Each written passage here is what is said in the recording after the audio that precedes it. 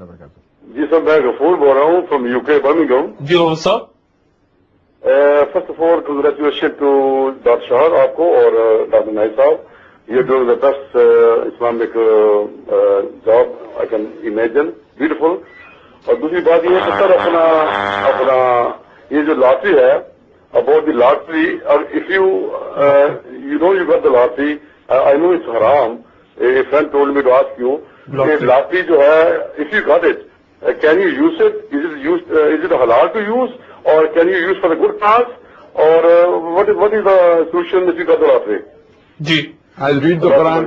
बहुत शुक्रिया। लॉटरी के बारे में क्या हुक्म है? अगर अच्छी किसी जगह पर रकम इस्तेमाल करने का ख्याल हो तो फिर First point, it mentioned the Quran, Surah Maida, chapter number 5, verse number 90. Urdu में रखो।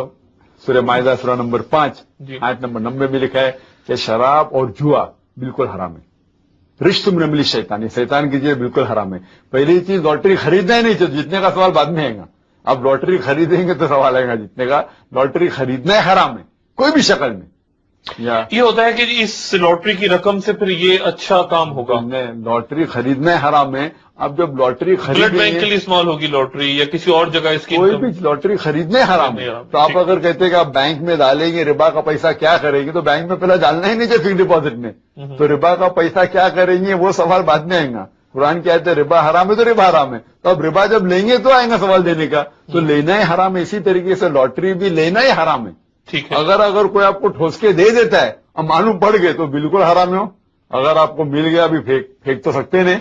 एक सवाल ये भी आया इटली से, अभी जो ब्रेक में कॉल आई थी कि जी हम मस्जिद बनाने के लिए बैंक से रकम लेना चाहते हैं, लेकिन बैंक से अगर रकम लेंगे मस्जिद बनाने के लिए तो उस पर सूद देना पड़ेगा, हम क्या करें? बिल्कुल गलत है। कोई भी काम के लिए, भले वो मस्जिद हो या दूसरा कोई काम भी हो, सूद का पैसा बिल्कुल हराम है। सूद से काम अच्छे करना ही कॉज नहीं के लिए चाहिए। भी। अच्छे कॉज के लिए भी हराम है। कुरान की आयत है, सूरह बकरा सूरह नंबर 2 आयत नंबर 278 कि जो कोई सूद में इन्वॉल्व होता है, अल्लाह और रसूल उनके ऊपर ऐलान जंग करते हैं। अगर आप शराब पीएंगे, जुआ खेलेंगे तो हराम है, लेकिन अल्लाह के रसूल आप पे ऐलान जंग नहीं करेंगे।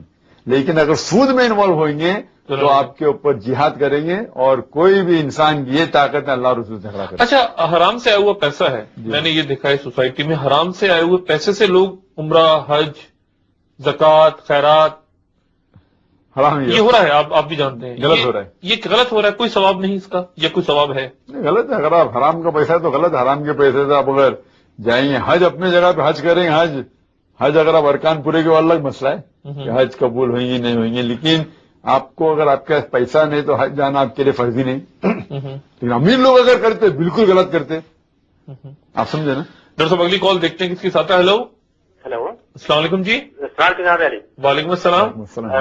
मेरी तरफ से आप हजरात को मुबारकबाद इस मालूमाती प्रोग्राम के लिए। बहुत शुक्रिया। मेरा सवाल ये था कि मुसलमान दुनिया के मुख्तलिफ हिस्सों में बसते हैं और मुख्तलिफ फिरकों में बटे हुए हैं, और ये तमाम फिरके जो है प्रॉफिट मोहम्मद की जिंदगी के बाद वजूद में आए हैं।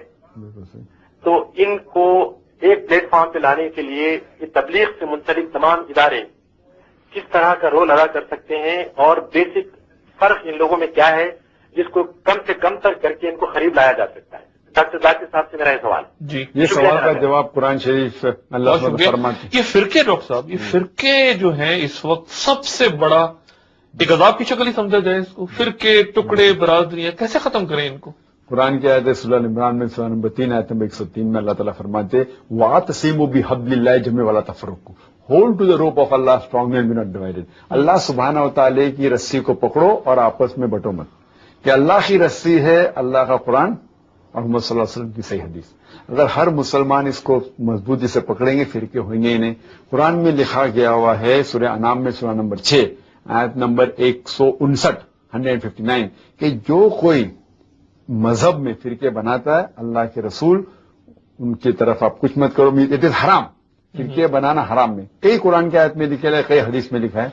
और बड़े बड़े ब्रॉड प्रिंसिपल्स है डॉक्टर साहब। कोई 1,24,000 पैगंबर इसलिए तो नहीं है कि आपको ये बताएंगे जी 5 ऊपर करके नमाज पढ़नी है या नीचे पढ़नी है, और बड़ी चीजें के मसले क्यों आए? मोहम्मद सल्लल्लाहु अलैहि वसल्लम की मौजूदगी में अल्हम्दुलिल्लाह कुरान शरीफ वो नाजिल हो चुका था, ऑथेंटिकेट हो चुका। कुरान एक ही किस्म का है, लेकिन हदीस लिखने का सिलसिला 50 साल 100 साल 150 साल बाद हुआ, उसके दरमियान कई लोग ने हदीस गढ़े, तो हदीस सही भी है, ज़ईफ भी है, मौजू भी है। तो हर मुसलमान सिर्फ सही हदीस पे अमल करना चाहिए।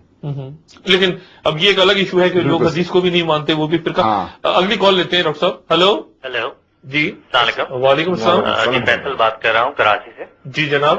डॉक्टर साहब, सवाल मेरा ये है कि जैसे अभी डॉक्टर साहब ने फरमाया कि जो मुसलमान हैं इस वक्त पूरी दुनिया में, उनकी फलाह जो है वो सिर्फ कुरान और हदीस के ऊपर चलने पे है या उसको मानने पे।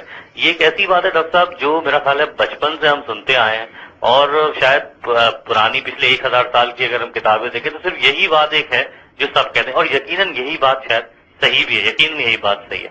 लेकिन अगर ये इतनी सीधी बात है तो तकरीबन 2 बिलियन या 1.5 बिलियन मुसलमान हैं, और आखिरकार ये कौन सी ऐसी चीज है जिस पर हमारी मेजॉरिटी जो है वो अमल नहीं कर पाती है? आखिर वो गैप क्या है?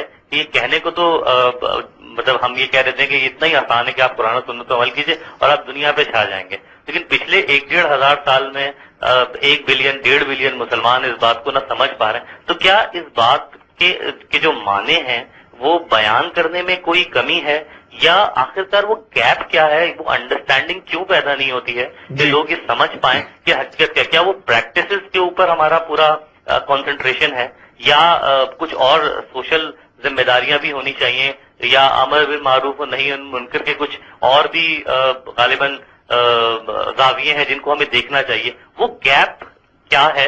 ये बात तो समझ चुका हूँ, बिल्कुल आपने समझ चुका हूँ, अल्हम्दुलिल्लाह। सवाल बड़ी छोटी सी बात कुरान और सुन्नत, लेकिन जो आप बिल्कुल सही कह रहे हैं, आज के मुसलमान सारे दुनिया में कहते कुरान और हदीस पे चल रहे, 1500 साल से कह रहे कुरान और हदीस पे। जब मैं कहता हूँ कुरान और सही हदीस कह रहा हूं मैं, क्योंकि आम मुसलमान ये नहीं जानते कि कुरान कई की है, हदीस कितने किस्म के, सही भी है, ज़ईफ भी है, मौजू भी है। तो जब कुरान और हदीस कहते हैं, कई मुसलमान ज़ईफ हदीस पे भी अमल करते हैं।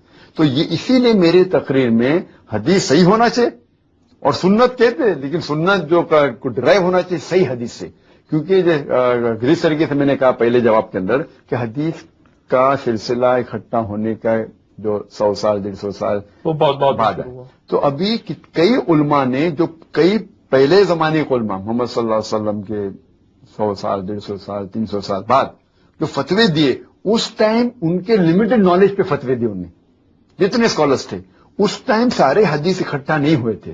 आज साइंस और टेक्नोलॉजी बढ़ने की वजह से आप कंप्यूटर पे एक सीधे पे सब हदीस हो सकते हैं, आप इजीली आइडेंटिफाई कर सकते हदीस सही है कि ज़ईफ है। उस टाइम सही पूरे हदीस नहीं होने के बावजूद जो लिमिटेड हदीस उनके सामने थी, नजर के सामने, उस बेस पे फतवा दिए।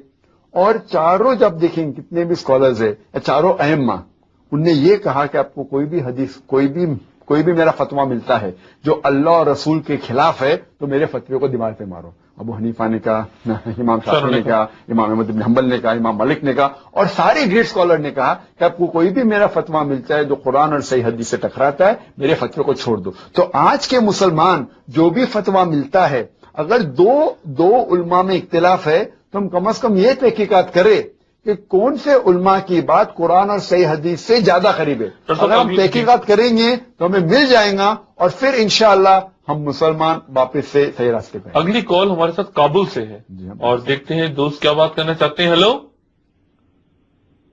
हेलो, वालेकुम सलाम जी, कहाँ से बोल रहे हैं? अस्सलाम वालेकुम। वालेकुम सलाम। नवीद अहमद फ्रॉम काबुल। जी जनाब। Well, Doctor, I have a couple of questions. The first question is that in Islam, पहले तो मेरा आपसे एक सवाल है कि काबुल में आपको ARY नजर आ रहा है इस वक्त? बिल्कुल नजर आ रहे थे ना जी। कौन से चैनल पे आप देख रहे हैं प्रोग्राम? ARY 1 पे या डिजिटल पे? ARY 1 पे। ARY 1 पे। जी जनाब, फरमाइए। जी, the first question is that in Islam from the very beginning there was no clergy, and that is how it was different from the other two major religions. And slowly and gradually a clergy has emerged. And a clergy, I do not associate the ulama with the clergy. Islamic scholars have always been there and they've been respected and they've been encouraged. However, the clergy per se, and I'm sure you understand what I mean, has somehow or the other is hijacking the religion, especially for the people who are not very well aware of the religion itself, the Quran or the Sahih Hadith. That is my first question. What do you want to say about it? And the second one is the question of ittihad. Islam